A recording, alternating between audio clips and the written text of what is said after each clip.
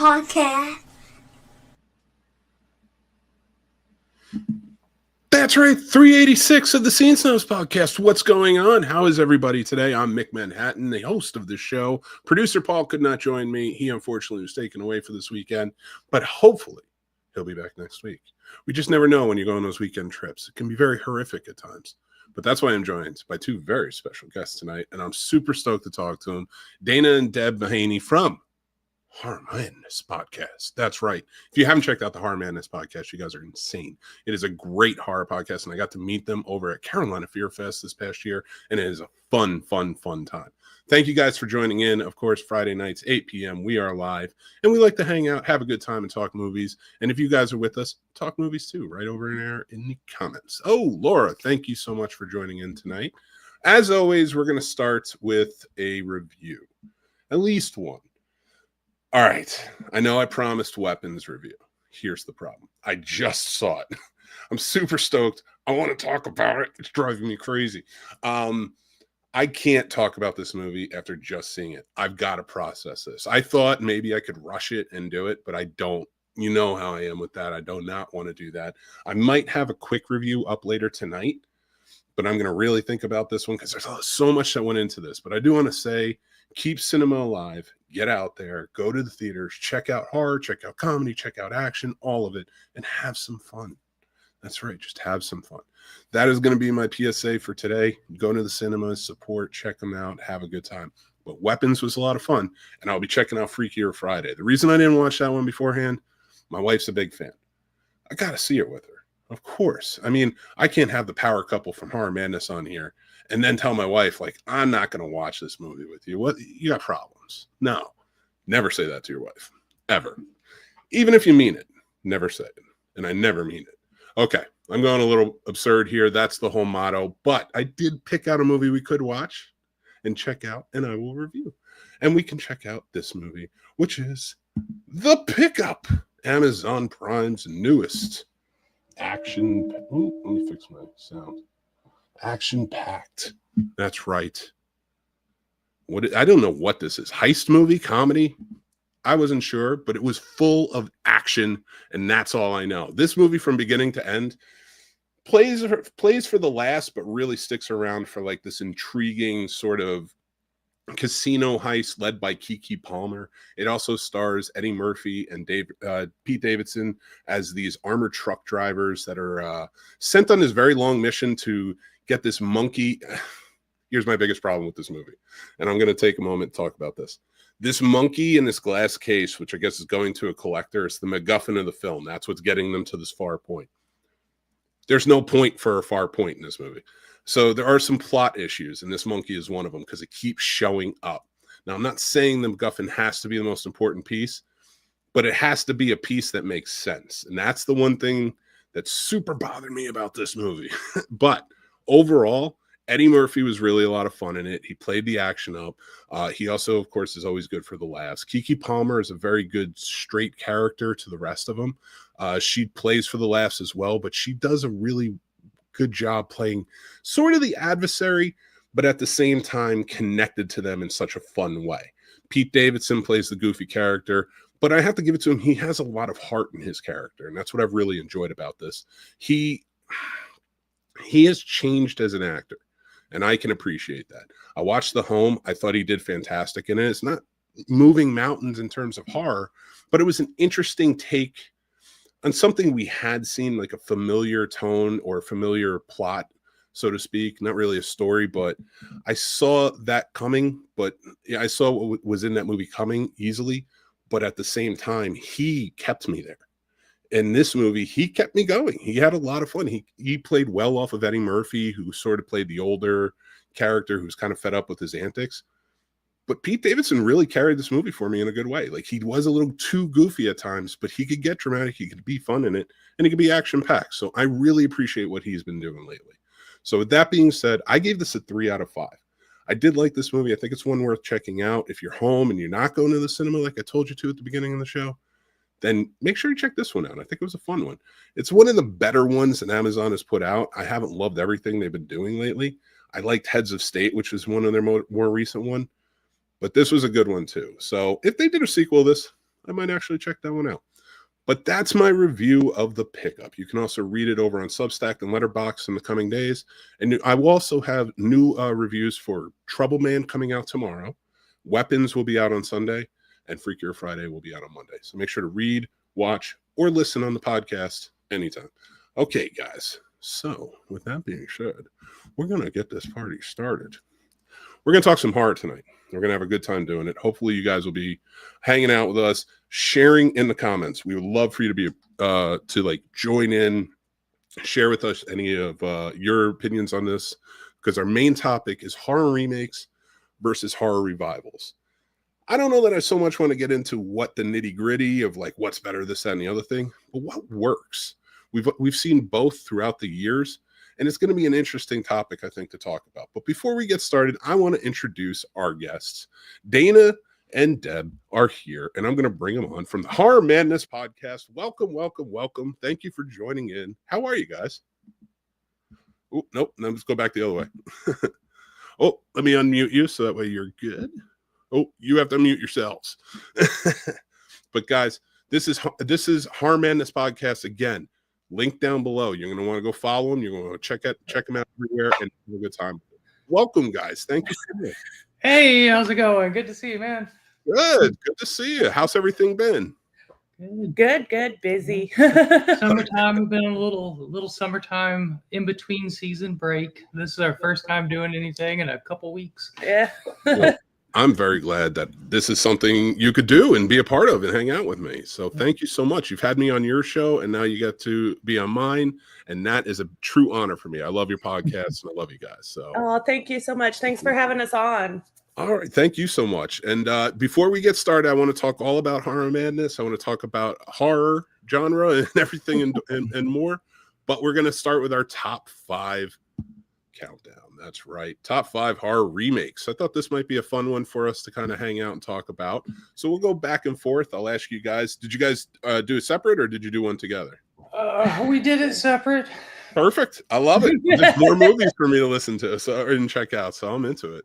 So if you guys are ready, we're going to kick it off. And Deb, you want to kick it off for us? What's your number 5? Oh, I had a hard time putting them in order. That's fine. It could just be random. Number 5. Do you remember what I just said? I just said it. I am going to go with, let me pull up my list. I'm pretty sure Slappy just moved behind you. I just want to point that out. I'm sure he did too. Were you guys big Goosebumps fans back in the day? Oh yeah, absolutely. Absolutely. Nice. That is my great grandmother got me that in like 1984. It's actually like original old school, not original because I think he's from way earlier than that. But yeah, he's like a real old school Charlie, whatever his name is.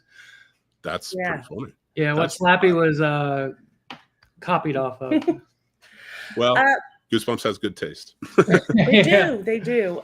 Okay, I'm going to go with my number 5 being 13 Ghosts. Oh, very good. I like that one. Yeah, how about you? So for my number 5, I went a little risque on something that most people probably wouldn't agree. But I went with Poltergeist, the remake of Poltergeist. Oh. Okay, interesting. Wow. I didn't love it, but I don't know why it got so much hate. I like that choice. Yeah.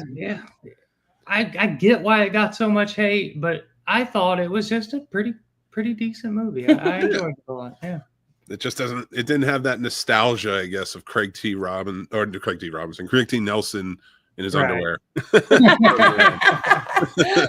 Well, I have to say, Deb, you and I agree. I chose 13 Ghosts. I thought, wow. It's really? Such a great remake, watching that original and then bringing it into this new scientific way of doing things. I thought that was interesting. So, yeah. Well, I'm going to check out the Poltergeist remake and see how I feel about it again. I like that. I probably should too. It's been a while. I might hate it now, but how can you hate Jared Harris? He's fantastic. Well, all right, number 4. What do you got for me? Okay, number 4. I'm gonna go Little Shop of Horrors. Good one. Good one. Which shockingly, I spent most of my life not knowing it was a remake. I fell in love with the musical when I was real young, and it was like the last maybe 10 years I found out it was a remake. I love that. That's fantastic. And you know what? I'm kind of mad I didn't think about it. We watched the original yesterday. It's like we spent the week kind of watching some remakes, and I thank you so much. And the reason I chose this because when I was on your show, we talked about House of Wax. Yes. So I was like, you know what? This got me into thinking. I was like, I want to kind of go over that list again. Dana, what do you got for me? What's your number 4? All right, so for number 4, I'm going to go with the Evil Dead remake. So when I originally saw it, I absolutely hated it. I thought it was the worst thing I'd ever seen in my life, and I was like a vicious hater. Then we did an episode a few months back on it, and I rewatched it, and I was like, oh, I was just doing that. I'm such an Evil Dead fan that I'm hating it because it doesn't have Bruce Campbell in it. And this is actually a really good movie. I get that. I think that one especially was hard for fans, right? Because it's the first one. It's and gleefully he's still like in the universe, but yeah, that first time, like when I first heard about it, like I did like the movie, but when I heard about it, I was like, where's Ash? I mean, why would you do that? Yeah, don't take Ash away from me. I went a little for my number 4, a little off the path a bit. I probably would have put Little Shop of Horrors here, but I went with the Invisible Man remake. Oh, I thought they did a fantastic job playing up like the domestic abuse angle and things like that, and like tying that in to just the Invisible Man idea. So that is what I went with because it kind of I like that, and I wish they kind of went with more movies instead of what they did with the Wolfman. But but that's my number 4. What's your number 3? Actually, I'm gonna switch something around. Okay. I have my list here. I'm gonna say this as number 3 spot, but it's my number 4. It. Okay. Let me ask you this, since it's on there. What did you think about the chapter 2 versus chapter 1 quality? We were just talking about that. Oh, okay, good. All right. Yeah. See, I mean, I gotta ask the horror heads so they can tell me. Unmemorable. Right? Yeah, it's unmemorable. I literally told Dana, I was like, I don't think I've seen chapter 2. He's like, we literally watched it together. And I was like, Yeah. oh. I remember exactly where I was when I watched it. I don't remember anything from part 2. Oh, I remember one part from part 2 when he's in the park and the big thing starts chasing him. The kid from Stranger Things. And that might be from part 1. I just don't remember. Yeah, I saw them both in the theater, and part 1 I left and I was like, that was really good. It wasn't great. It wasn't like mind blowing, but I really liked it a lot. Mm-hmm. And then I saw part 2 and I was like, oh, this just isn't part 1. Yeah, no, for sure. It will forever be hard to top Tim Curry for me. Always. I mean, Bill Skarsgård did great, but Pennywise will always be Tim Curry to me. I get that completely. Can I ask you this though? I know we're kind of going a little bit off topic on the top 5, but thinking about Tim Curry, if they ever remade a Rocky Horror Picture Show, do you think that would be a good movie? Like I know they tried it with like the Live on Fox or something. I did not like the Live. I didn't either. I thought it was fine. I didn't love it. No, the Time Warp, is that the one you're talking about? Yeah. Yeah. I thought it was fine. So remakes are a weird subject for me in general because for a long time I absolutely refused to watch remakes. Like, if I didn't know it was a remake, cool, but like, I don't know. I've always, of course, the cat's going crazy. That's okay. My dog's going crazy. So I don't know. I would watch it for the simple fact that I love Rocky Horror Picture Show, and it's an adaptation from a play, and I have seen both. So I'd probably still watch it. I don't think anybody could top Tim as Dr. Frankenfurter, though. That's the right answer, and you won 20 points. Dana, what you got for me for number 3 spot?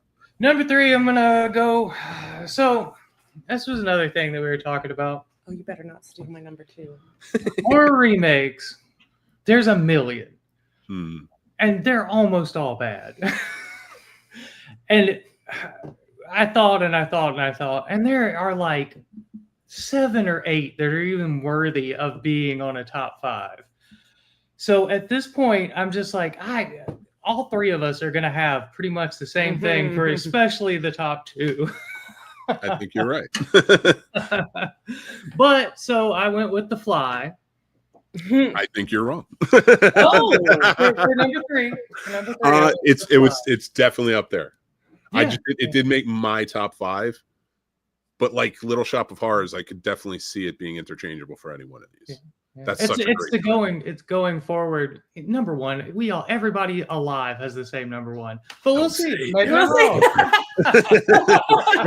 Let's save. Don't let them tune out too quickly. They'll skip 2. Number 3 for me is Dawn of the Dead remake.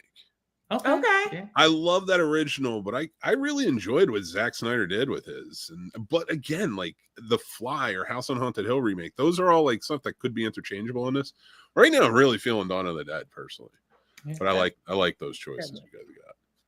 But not the Day of the Dead remake. No. All right, what's your number 2? All right, this could spark some debate. Oh.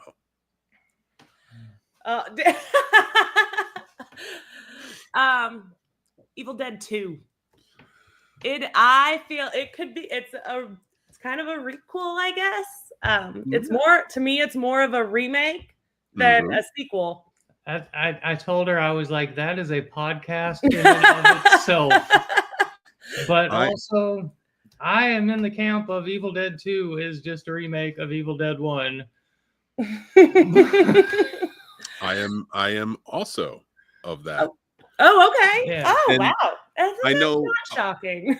Fans get upset about that, and I understand it. But honestly, knowing that, it makes me respect all of them as filmmakers even more.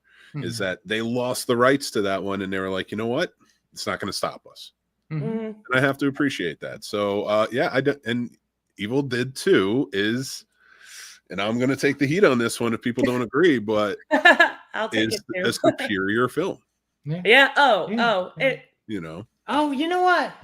I go back and forth on that. Sometimes. I love that first one. It's amazing.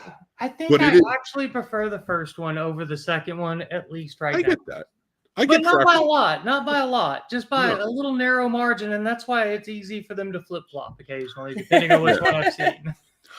In terms of quality though, like you did see a big, like, because they grew as filmmakers too. Like, so like there's a good change of pace, but I get preference wise, like somebody might choose the first one, but I do think the second one just really did such a great job with so many things. I love it. But I love that. All right. What do you got for me, Dan? Oh, where are we at? Number 2. Number 2. All right. So I wanted to switch things up after what I just said a minute ago. I'm going to go with number 2 as The Thing. What? Oh. You put it at number 2? So for a personal reason. Oh, okay. Just for a personal reason. All right. Well, then I want to hear number 1's reason. But I think we all know why The Thing belongs on this list. Oh. It's such a good wait until you guys both say The Thing's number 1 for you guys. Yeah, I'm just gonna say number 2 is Nosferatu. I thought he did an amazing job. Eggers, the new one, new one. Yeah, I enjoyed it a lot. 1979 was close on my list, but for remakes, but it didn't quite make the top 5. Yeah, I threw it up there because I was blown away by it last year. Cinematography alone, like I love his movies and his style. So it is a beautiful movie. Yeah, for sure. And I'm looking forward to his next one, Werewolf. Oh, but that's it's my number 2. I'm sticking with it, but I think we know what number 1s are. Well, we know 2 number 1s, but my number 1 is The Thing. Hands down. That's not. And before you go, I'm going to say number 1's The Thing for me. And I want you to go last because I feel like there's some personal connection with this one, and I want to hear it. Okay. What's your number 1? My number 1 is actually the 1990 remake of Night of the Living Dead.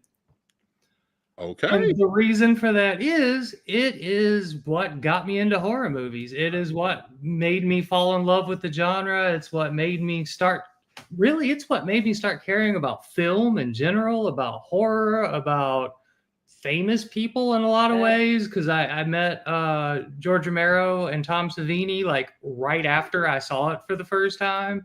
And that really just kicked off my whole love for everything that matters to me at this age. Pretty much. Oh my God, that's was fantastic. the 1990 remake. I love that. That is the best way to end on number one. And before we go, though, I want to ask about Night of the Living Dead.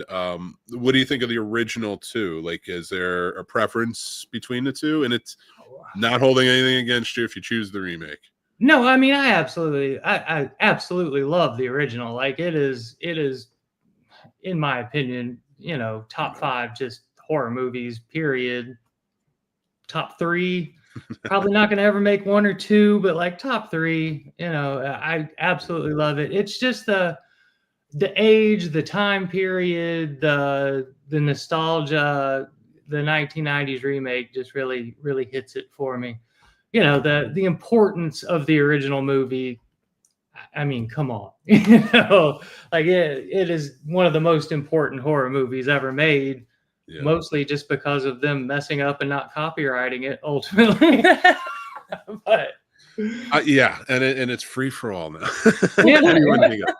It's actually it's a funny story. Our first episode of the Scene Snobs podcast, it wasn't video yet.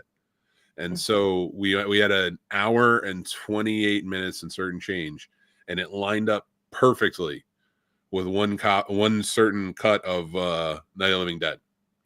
So if you watch the first episode of the Scene Snobs podcast on here, it's Night of the Living Dead. With our voices over it. So you can go check that out. But I love those answers. That's a great top 5 from both of you. Mine was okay.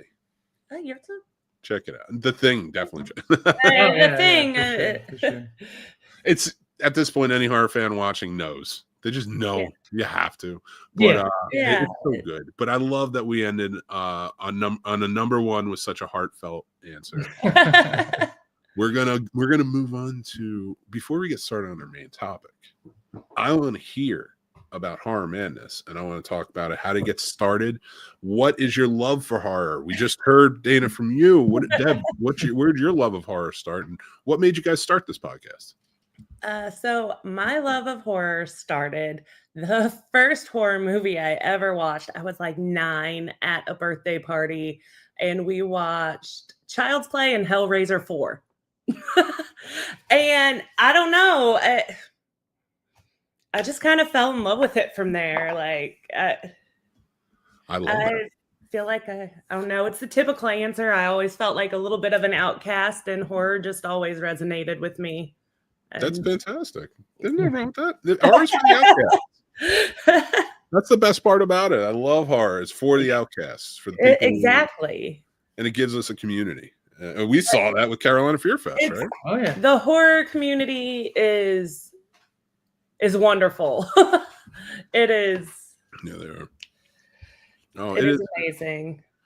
So when you got together and you wanted to start, and I know you didn't get together to start the podcast, but when you guys came together to talk about starting a podcast, and understanding why horror was at the precipice, what was it about your show? Like, what was the thing you really wanted to stand out? Like, what did you want to be different about your show? Because you do have different elements to your show. You guys have it's fun. I had fun being on it. So, and I love talking horror. But yeah, I would love to hear what you guys, how you put it together and came up with it. Well, so I would go with, I think the real reason is we started going to horror conventions, and I had done podcasts a lot previous. Earlier, I did a bunch of Marvel and Nerd and, things like that, podcasts. And I was like, hey, we keep going to these horror conventions. We keep meeting all these awesome people. Like, we should do a horror podcast.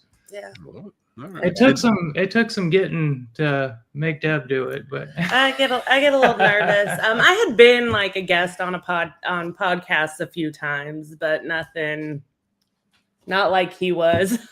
Well, how are you enjoying it now, being your own host? And are you enjoying it more? Is I absolutely love everything about it.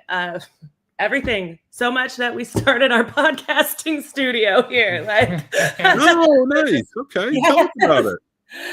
So yeah, I fell in love with all the aspects, even the boring editing stuff. Oh, I love that. Well, yeah, I mean, you have to love doing it all to be able to do this. I think. Yes, personally. yeah, you really do, because it's a lot of work. Started Studio 93, studio93.org. Yes, plug ourselves. Tell us all about that, though, please.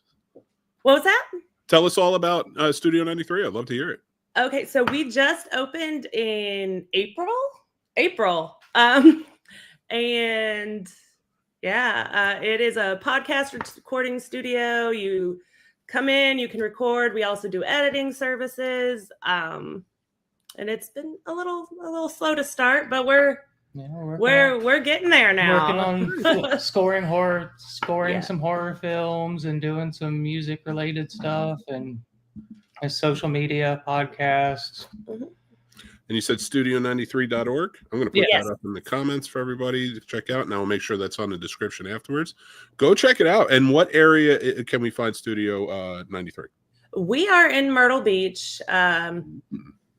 But like I said, editing stuff we can do anywhere, you know. That's important. So if you need that, please check out studio93.org.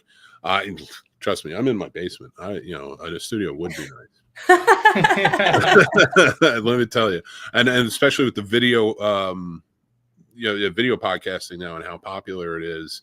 And I've been doing this since 2011. I didn't have a camera on me until 2019. Oh, wow. And like I said, even our first few episodes were like, I was putting whatever on top of them, So to be able to do this now, I feel like you have to almost have sort of a video element. And studios, like if you can bring your cameras in there and stuff. I don't know if you guys provide the video aspect. Yeah. Yes, we do. Yeah. What are you doing, Myrtle Beachers? Get out there.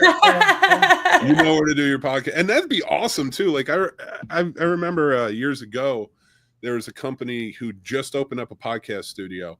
And this is in 2013. Nobody had a podcast studio.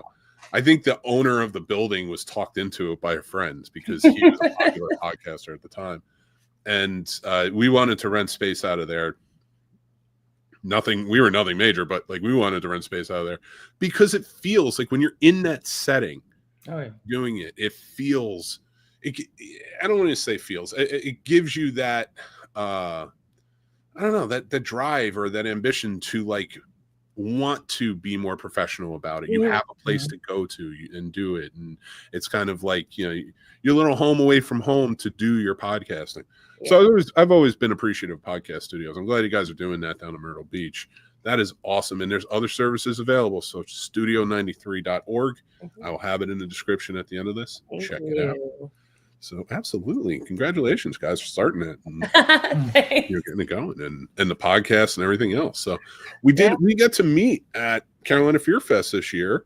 Yes.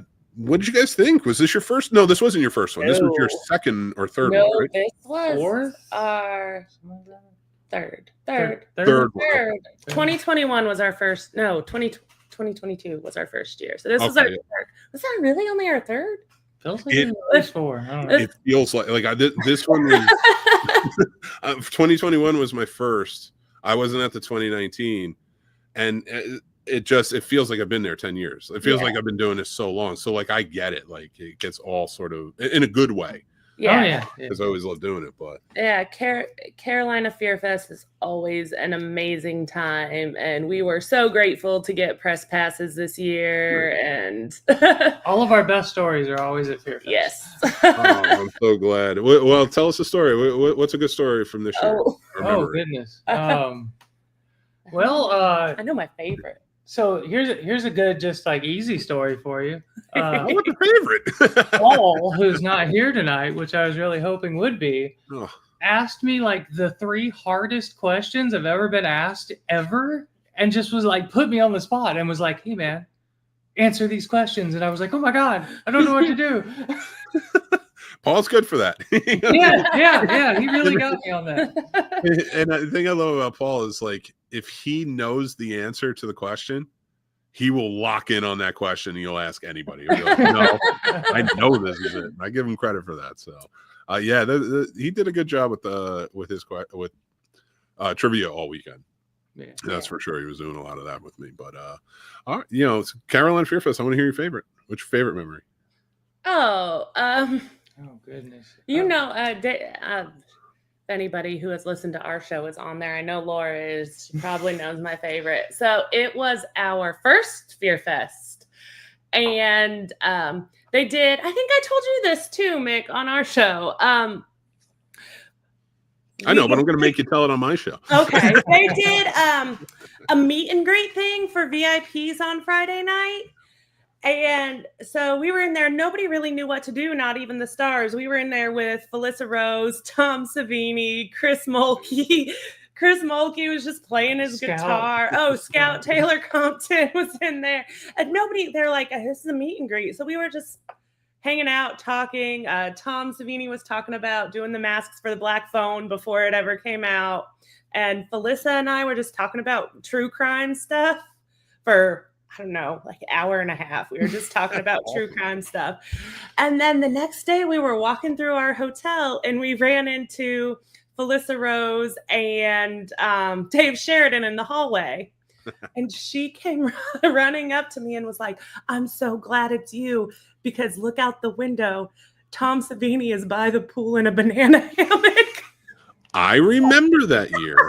And I was by the pool and saw him in that banana hammock. And he was out there like sunbathing with like the little neck thing to like make the sun reflect. And it was just, we have met Felissa several times since then, and we always laugh about it, where she's always like, Tom Savini in a banana hammock. And I was like, yes! An unforgettable moment in life. And he looks good. That's the one. Absolutely. Like he's 70-something years old. And I was like, man, 75 then. I was like, he's rocking it better than I would, and I'm into my 40s. Like earlier that day, he stole my shirt from me. Oh my God. I kept bugging him all weekend. I forget who it was. Somebody was like, we were working, of course, and somebody was just like, you won't bother Tom Savini. I was like, no, I won't. And I just kept walking up to him and asking him like random film questions, and then just be like, that's not true. And then walk away. He was very cool about it. Very sweet guy for sure. He was like, I like your shirt. Let me have it. And I was like, what? And he was like, yeah, man, let me have that shirt. I dig it. I think it's really cool. And I was like, all right, no problem. I need to get another shirt. And he was like, what are you worried about? And I was like, dude, I don't have the body of you. He's like, I got my banana off. Give me a second. He said, I said that to Tony Todd, and he just gave me his shirt. Well, Tony Todd looks great in a banana hammock. Yeah, absolutely. Yeah. Did rest in peace, sir. R.I.P. I was just watching The Rock earlier today because I have to review it tomorrow for a show, and he's in that, and I'm like, it's the scene where he dies, and I was talking to a friend of mine about it, and they were just like, yeah, that's so sad. Screw this movie. Jokingly, he was like, screw this movie, and I'm like, do you think he didn't want to die in this movie?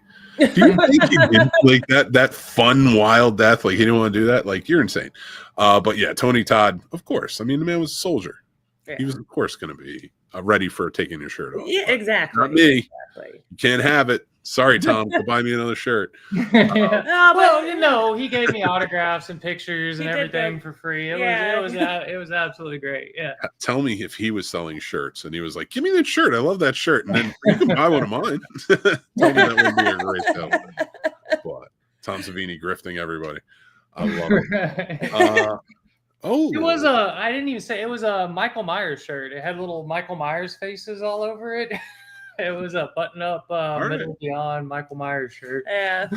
You gotta write him and tell him next convention you guys are both at. He has to. Right. Laura liked the Duck Story. She said that was pretty epic too. Oh yeah, that was Bill Moseley this year. Yeah. Talking to us about that. That was Was he wearing a banana hammock and told you about a dog? No, I wish. no. Is that what happened? Or you telling like, is there an I interesting was a story? little starstruck with Bill Moseley. He was so sweet. He was great. I was giving him crap because he went for a walk the beginning day of Fear Fest again, and I was like, "You're not supposed to do that." You stay in your hotel room until he comes pick you up and drive in here and put you Someone in your seat. quarantine this man. I'm so glad he can make it again. Well, make it this year to the actual convention. Like the year before, I was so looking forward to it. So, but the fact that we got to talk to him this year was great. We were too. And then we didn't believe the story at first. Somebody was like, Bill Moseley was hit by a bicycle. And we were like, no, what? You're lying. I'm not gonna lie. I remember when I was told, and like I was talking to my friend Stephanie, who runs it, and she told me she was very worried. You know, of course you would be. You're concerned for him and his health, and then she's also like, you know, and I don't know what I'm gonna do. I got a lot of fans here for him, and it's just like I was like, listen, they'll understand. Yeah. It's gonna be fine, and I'll tell him I'm Bill Moseley, and it'll be great. I would go for that.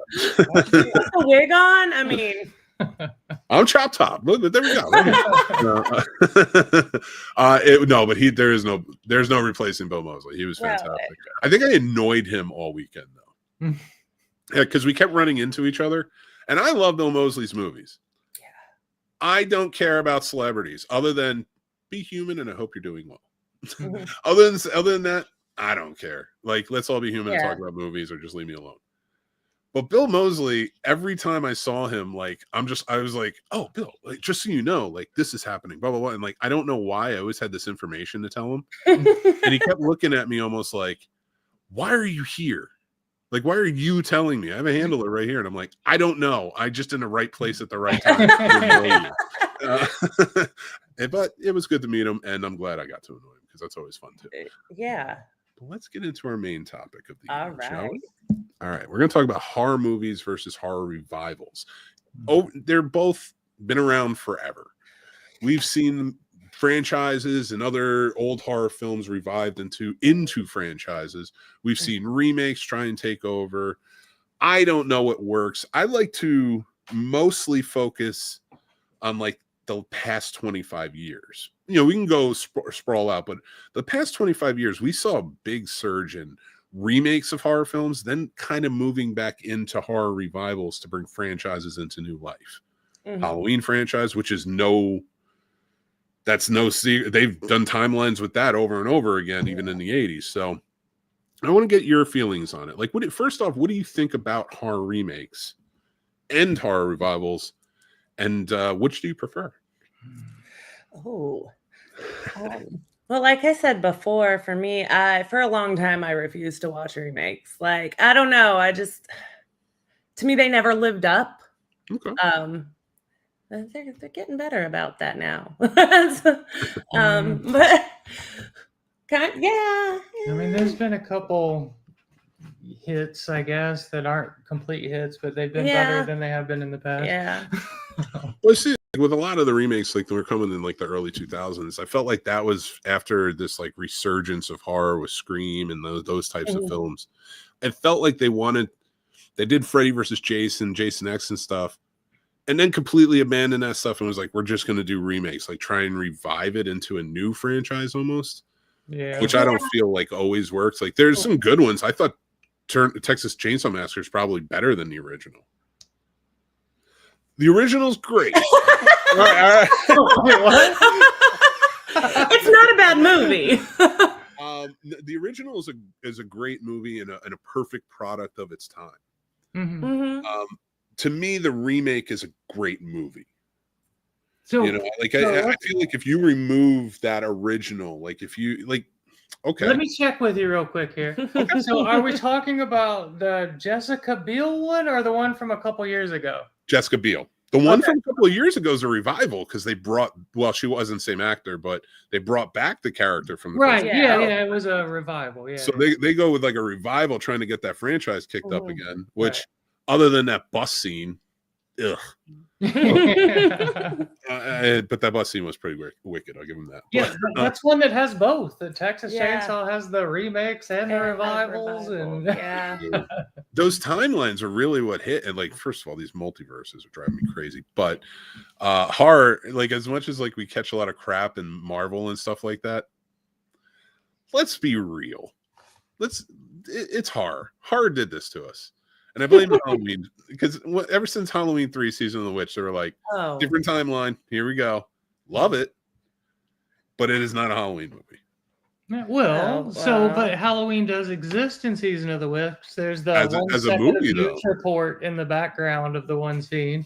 No, it wasn't a news report. It was a trailer for Halloween. Oh, was it a trailer? It was, it was a movie. Oh.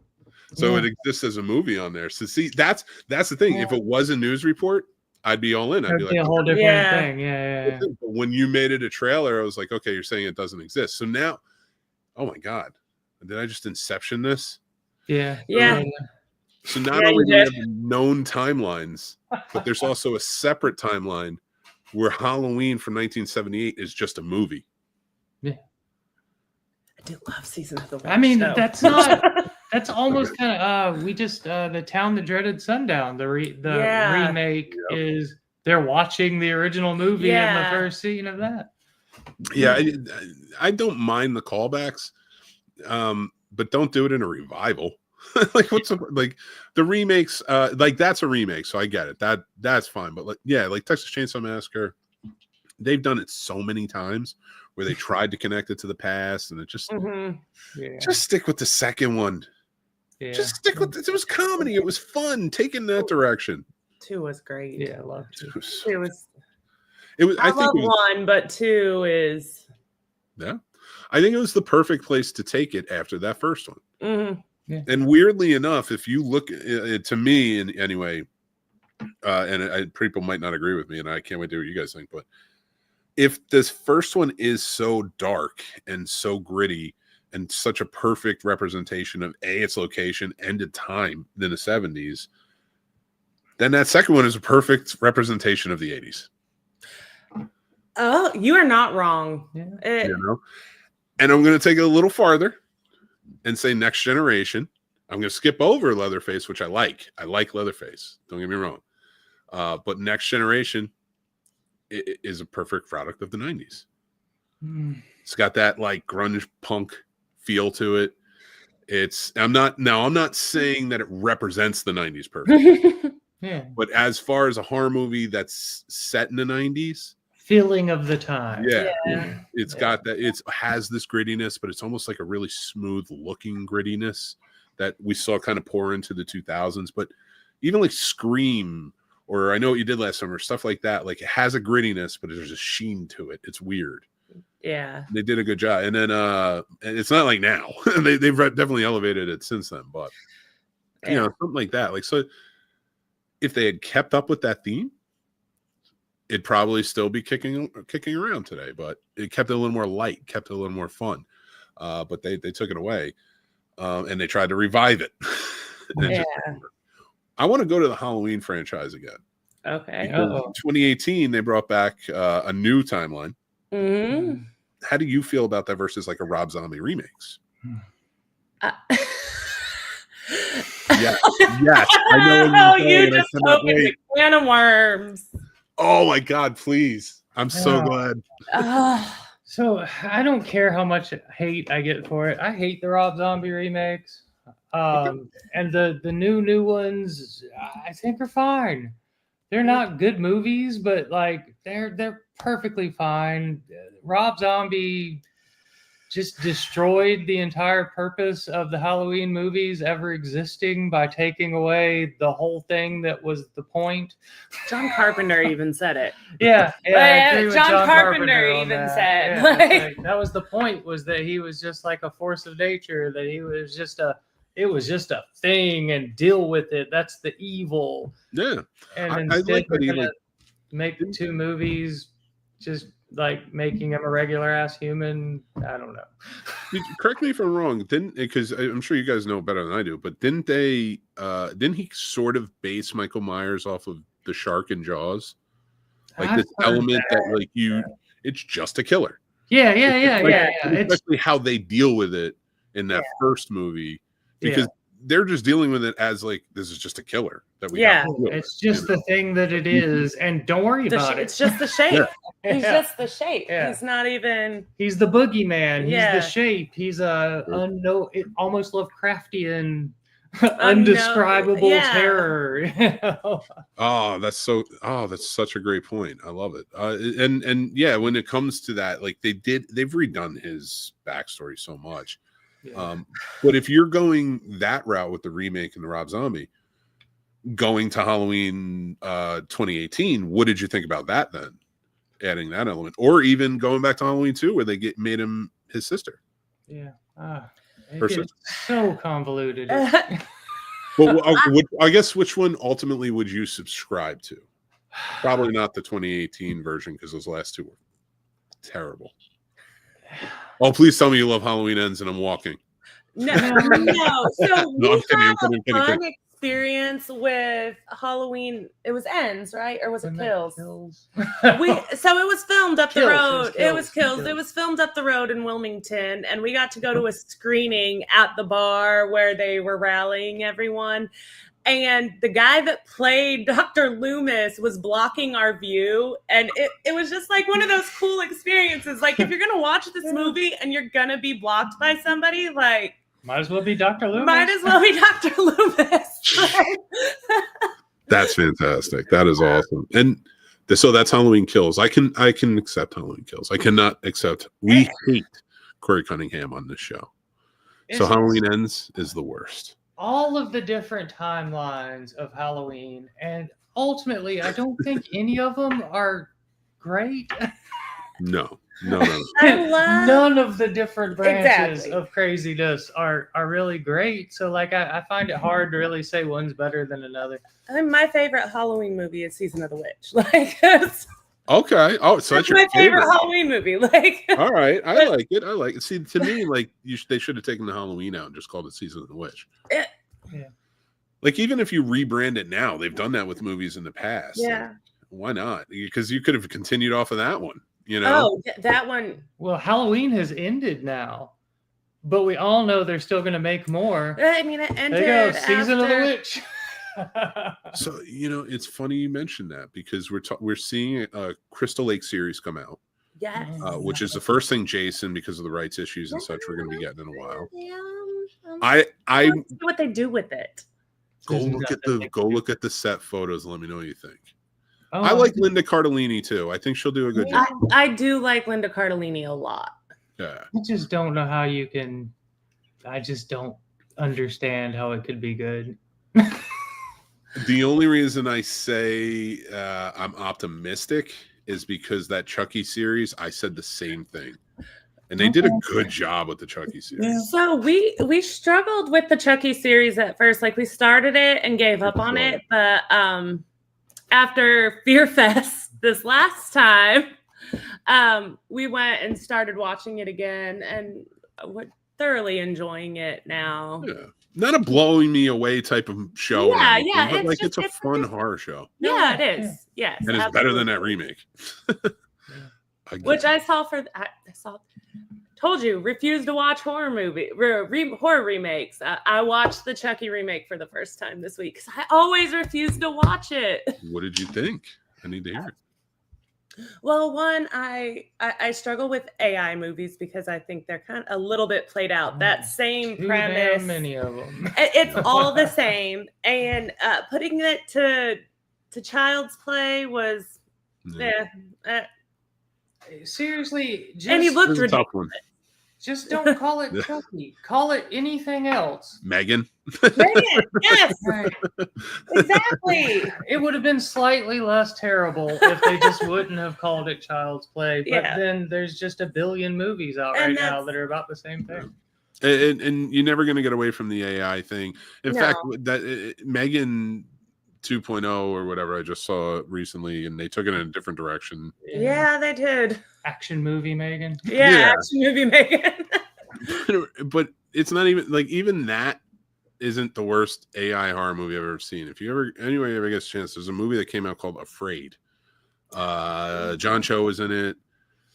I forget who else was in it, but I think Sam Waterston's daughter was in it. I can't remember her name at the moment, but it just came out like a year or so ago. It is so bad. Don't watch it. Run from it. Anytime I see an AI horror movie, I think about that 90s Disney movie, Smart House. It was like the predecessor to all of it. Oh my God. I think we would have learned by now. Stop doing all the AI things, but no, we just keep putting it in. Yeah, AI is getting more popular, and they're just pumping them out. Yeah. Like, well, that was an episode of the Twilight Zone from the 50s that we all saw one time. That's all we needed. You know, I read somewhere not too long ago. I'd say it was within the past year or so.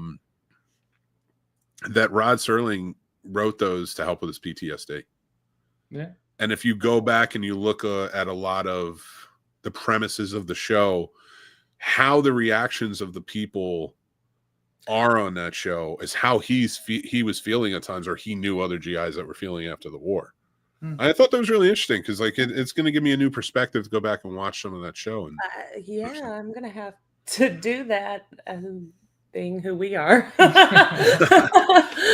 No, but yeah, and I've just always like, because he came up with a lot of these ideas while he was in the war, and then later, like, just concepts for it. And then he was such a brilliant writer, you know, to put all that together and make it entertaining and have messages like that was fantastic. So, but the monsters are due on Maple Street. We're gonna kind of wrap this up, but I got a few questions for you before I let you go about this horror revival.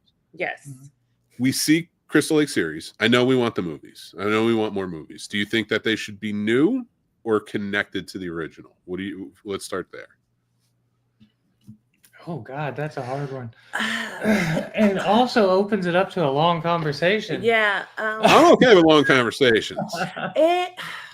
If it's a good one, and I know it's gonna be. I feel like you could continue from the 2009 remake. Just continue from there at this point, because the originals are, you know, we all love them. They are what they are. They're horrible. They're great. The 2009 was 2009, right? Yes. I think. Yeah, it was 2009. So, like, it was fine. You can make that better. Just like that was. Don't remake it again. We don't need to see. It doesn't have to be Spider-Man, where every 2 years we need to see Uncle Ben die. Yeah, that's fair. Yeah, I think that's where I'm at now. Because I think about Friday 13th, and I'm going to extend this to Nightmare on Elm Street, because I know more and more people want continuation of that too. And Robert Englund's not going to be able to do it anymore. And but I would love to sort of connect it some way. They thought they did a good job with, like, the Candyman movie that came out a few years ago. They did. Yeah, that was, you know, like, can we do that? Can we connect that? Can we do a revival of it? As long as it doesn't end up like Halloween Ends. But then you get to the point of, well, LA people at boardrooms in suits agree to let it happen. Yeah. That's the worst part. They want the cheap, easy money, not the creative, beautiful thing that everyone else wants. I like, honestly, when it comes to Freddy too, like, I would love for it to somehow be connected. But I think if you're gonna connect it to the original series, you almost have to take the power away from Freddy and kind of transfer it into somebody new. Yeah, like a new Freddy. Well, like, what was it? Freddy's Dead, where it's just the little demon things that were doing it the whole time. Have them just possess a new person. Yeah, I mean, we'll pick somebody else out. They sort of did it with Hellraiser. Ugh. Yeah. The remake of Hellraiser. Yeah, that was great. Whatever. I don't mind the blood. I don't mind the gore. It had neither. So thank you, Hulu. Yeah. No wonder you're ending. Sorry, Hulu. I'm like torn between it because I love Hulu, but at the same time, it's like you're Disney. Yeah, it's kind of fallen off. So yeah. But yeah, guys, I want to say, before we go, like, again, tell them whether you can find your podcast. But what do you got coming up? What are you guys going to be talking about?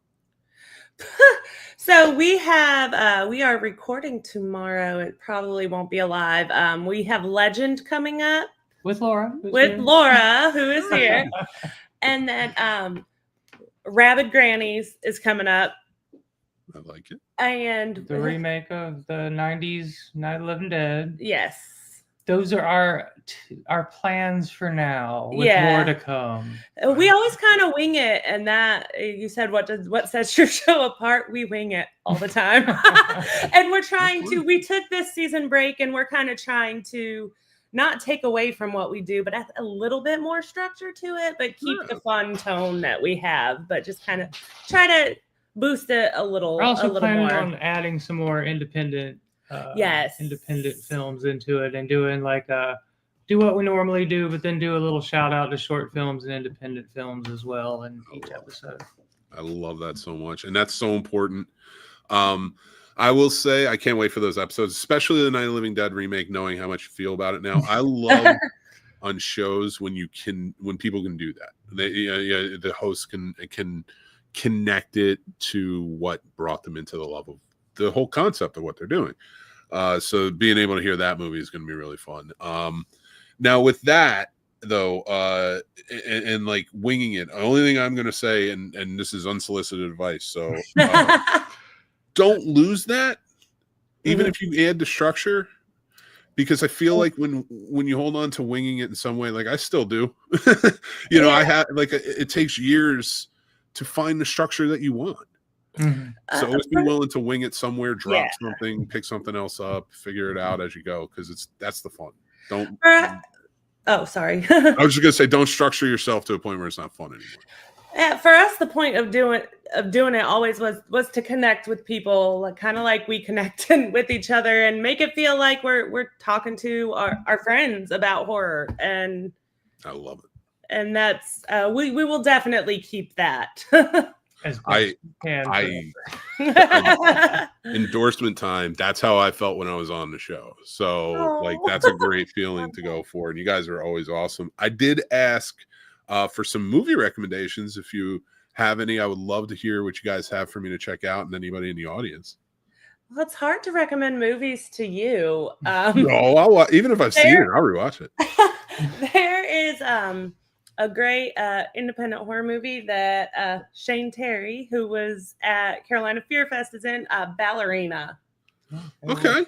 It was no kidding. Like Tubi. We watch a lot of independent films and stuff, and it was very well made. It was for an indie film, and I was like, wow, it was pretty film too. Really good. It was beautiful. Yeah, it was filmed really well, and it was really impressed us a lot. I love that movie. I'm gonna say, what else? You say one. Well, so my recommendation, which is a lesser known movie that we were just talking about, the whole AI thing and things before the current AI movies. Hardware. Have you ever seen the movie Hardware? No, I haven't. I'll check it out. God, what's his name? Richard Stanley. Yes. It's Richard Stanley, I believe, his first movie. It is incredible punk rock 90s craziness of course, Richard Stanley's like the biggest nut job on the planet. And it is I recognize this. Okay. So I like to look as you talk about now. Ballerina, I remember hearing about. I haven't seen it, so I'm very excited to check it out. Hardware. You know how like you see a cover and immediately brings you back to the video store. Yeah. Hardware just did that for me. Yeah. I looked up the cover, so that's very cool, and I'm looking forward to checking out these movies. Do you got any more for me? Oh, goodness. It's okay if you don't. That's perfect. Like we had a bunch in mind, but now it's hard. You never know what people have seen or what they like. And when I talk to people, I can be like, "Oh, I get this feeling from you. I can suggest this." I got one more. Okay. So, oh God, is that the right name? Fragility? Is that the name of it? Fragility? Frailty? Frailty. I was like, I imagined the cover in my head. But... Yeah, that was one of those movies. The first time I saw it, it just kind of blew me away with the twists and the turns and it's almost a slow burn, but it is just interesting as hell. I really, really enjoyed that one. I love that. That's fantastic. Throw another one out there for a fun horror movie. Greasy Strangler. Oh yeah. All right. I don't like that movie. What? I'm gonna rewatch it for you. What? Well, Well, this so recommendation. it is goofy to the point. It is that a goofy movie, and I respect it. Just a fun, like mindless movie. Like, In fairness, I don't like Fight Club either, but I accept Fight Club's one of the best movies ever made. Yeah. And I will not take that away from anybody who comes up to me and says it. Now, with Greasy Strangler and my horror fans, I hear it a lot. I almost hear that more than I hear about Fight Club. It's just a personal preference. yeah. Other than that, I guess it just didn't hit me right. But I'm going to try it this next time and see if maybe something sticks this time. Don't hold it against me if you hate it, but it's just that. No, I don't hate it. It's one of those movies where I'm like Fight Club. I'm like, yeah. I was like, the book is better and this is pointless. Although the end is better in the movie. But it was one of those things like Greasy Strangler. Maybe it was where I was when I first saw it. It could have been one of those. So that's why I appreciate these recommendations, because I will check these out. Laura's already shaking her head at me like, nah, you're an idiot. And she also says I want to talk about The Curse, the Will Wheaton film. If it is, that is a fun one. That's actually if you've ever seen what was it? What is it called? With Nick Cage movie where he gets the weird glowing stuff in his attic. I can't remember. It's based on a H.P. Lovecraft story. We're talking about The Color Out of Space. The Color Out of Space. And I love Nick Cage. That was a good movie. I'm not putting that down. The Cursed is actually an adaptation of that same story. Oh, from the 80s. And Laura, if you do like Will Wheaton, we did a full interview with him on this show, and it was a fun one. He was a great time, and just had a ball with him talking geek stuff. So I want to check that out. And As Above, So Below, great movie. Yeah. No, it's not a great movie. The Greasy Strangler. No, go check it out. Everyone loves it. Movie. It's a fun watch. Don't watch it with a critical eye. Yeah, exactly. You've got to. That's fair. It's a fun movie. Okay, I'm gonna rewatch. I'm rewatching all of these movies, and I'm gonna enjoy it. And I like your opinions too. I'm gonna take your recommendations, Laura. I'm gonna check these movies out. And I love doing that, because when I get these, I'll watch them, and that's when I'm gonna put my current review on Letterboxd. So you can go follow me over on there. But I thank you guys so much for joining in. Thank you for having us on. Yeah, this was fun. I love talking movies with you guys. So anytime, get you back on, and we'll pick out some fun ones too. Oh yeah. But yeah, thank you guys again. Go check out the Horror Madness podcast. It's everywhere. They have a YouTube channel. You can go check out the links down below.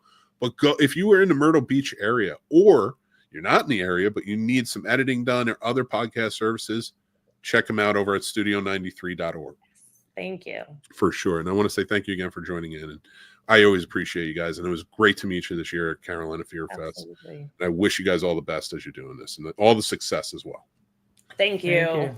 Thank you guys so much. And I'm going to say goodbye for tonight, and I will talk to you guys soon. Take care. Bye. See you later. All right, guys. So we're going to kind of close out the show. And as always, when we kind of kick things off towards the end of it, we talk about mixed movie picks for the week.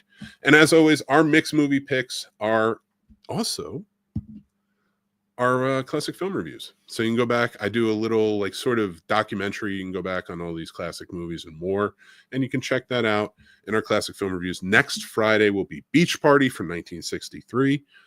And we also do Does It Suck from Back to the Beach, which is sort of a continuation on Beach Party. This is one of the originals. There was such a surge of surf and beach movies in the late 50s, early 60s that kicked up.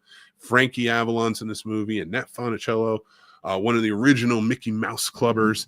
And it's just a really fun, great movie all around. If you really like that vibe, the music, what they're going for, I think you'll enjoy it. It's fun. Check it out. And then check out Back to the Beach, but not before checking out Classic Film Review. And of course, our Does It Suck episode. So we are finishing out, but before we do, I want to share with you a couple of things. Film definitions with Mick. That's right. I take this it's a version of a college a book I had in college for when I was doing filmmaking. And Film Dictionary is a complete film dictionary is a fun one. I pick out random sort of industry terms, filmmaking terms, things like that out of the book each week, read them to you. We learn something new together. And I have another new segment before we go. Oh, here we go. Mismatch. A disorienting and seemingly illogical combination of shots where characters suddenly seem to change direction or speed, where subjects unexpectedly change position, or where any compositional aspect of the image seems unexpectedly altered. Such mismatching may occur from a careless positioning of the camera, from a shot to shot, or simply from interrupting the shooting of a scene with a long delay and not resuming the action with care. It is the editor's job to make sure that such mistakes are not included in the final version of the film and that new mismatches are not created from the editing itself. That's why you always trust your script supervisor. They will lead you to salvation for sure. That's my film definition for the week. I do that because, listen, I love to celebrate all types of movies, and I realize that we got a lot going on the show. And like my advice to Deb and Dana tonight was be adaptable, evolve, but it's good to have the structure as well. Now, I wanted to add something else on another segment, and the reason I do this is because, again, it's not just that I don't care about celebrities. I don't get rich doing any of this stuff for real. And I just have fun. And this is something, I've been a filmmaker in the industry since the year 2000 in some capacity. Back then I was an extra in movies, and then I graduated to working behind, and I've been doing it ever since and loving it. And so I like to, support cinema, support indie, support movies in general, storytelling that is decent, fair, kind, and wonderful.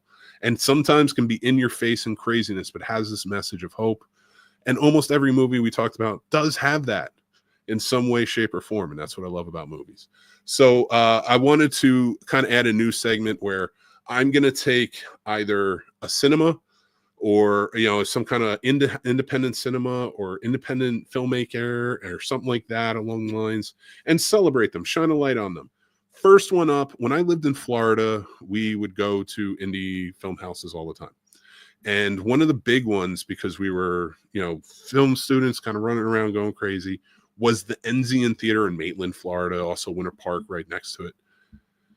Let me tell you something, guys. You ever get a chance to go down there and check out the Enzian Theater, you can dine there. They have a wonderful place, patio to hang out, but it's like a restaurant inside. You sit at a beautiful table. You can be on a date. You can be with friends. It has all of those areas for you guys to just eat, watch the movie, and not be bothered. Just have a good old time. The Enzian Theater is a great independent house to go and check it out, and they show some of the best movies around. And I got to say, I appreciate when people do that and celebrate movies like I do. So I want to say thank you guys for joining in. Sorry, my mouth's a little parched, but watching, listening, hanging out with us. We love you guys. We love the Snob Nation. We love movies. We know you do too. So join up with us, hang out. We do this every Friday night. We're going to have a guest next week. Johnny from Johnny Loves Movies is joining in, and I can't wait for him to join in. We're going to talk martial arts movies. We're going to get crazy with it. We're going to have a good time. He and I kind of go off the wall a little bit. So I think you'll really enjoy that one. But I want to say, remember, guys, as we're going through and everything's coming up, we have a lot of time left, but October 31st is our 400th episode. We're celebrating 6 years on October 6th this year, and for the Scene Snobs podcast and the channel itself. But we are celebrating 400th episodes on October 31st, and we have something pretty big planned. Maybe we can kind of coax Deb and Dana to join in on that as well. But it's going to be a horror movie trivia Royal Rumble. You get it wrong, you're out. The last person standing, you go out, somebody else comes in. The last person standing is going to be deemed the Horror Trivia Master 2025. And it's going to be a great time. Hopefully you guys can join in, have a good time with that. We're going to have a really fun time with that. But thank you guys for watching the live, hanging out with us, listening to us on any podcast platform, or checking out the clips as they go.